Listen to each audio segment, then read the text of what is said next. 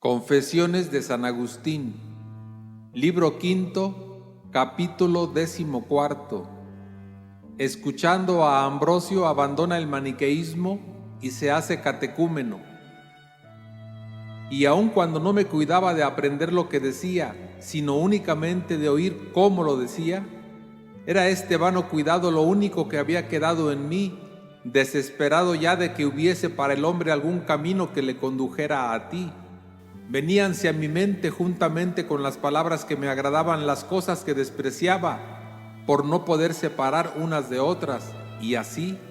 al abrir mi corazón para recibir lo que decía elocuentemente, entraba en él al mismo tiempo lo que decía de verdadero,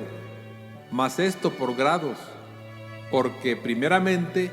empezaron a parecerme defendibles aquellas cosas y que la fe católica, en pro de la cual creía yo que no podía decirse nada ante los ataques de los maniqueos,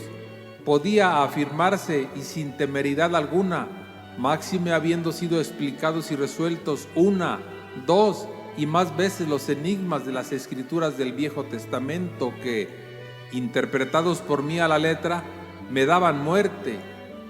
Así pues, declarados en sentido espiritual muchos de los lugares de aquellos libros, comencé a reprender aquella mi desesperación que me había hecho creer que no se podía resistir a los que detestaban y se reían de la ley y los profetas. Mas no por eso me parecía que debía seguir el partido de los católicos, porque también el catolicismo podía tener sus defensores doctos, quienes elocuentemente y no de modo absurdo refutasen las objeciones, ni tampoco por esto me parecía que debía condenar lo que antes tenía, porque las defensas fuesen iguales. Y así, si por una parte la católica no me parecía vencida, todavía aún no me parecía vencedora.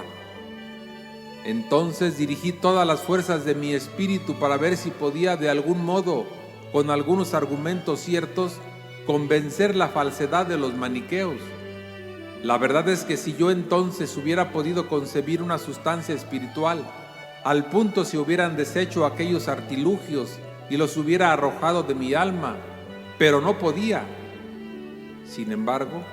considerando y comparando más y más lo que los filósofos habían sentido acerca del ser físico de este mundo y de toda la naturaleza, que es objeto del sentido de la carne, juzgaba que eran mucho más probables las doctrinas de estos que no las de aquellos maniqueos.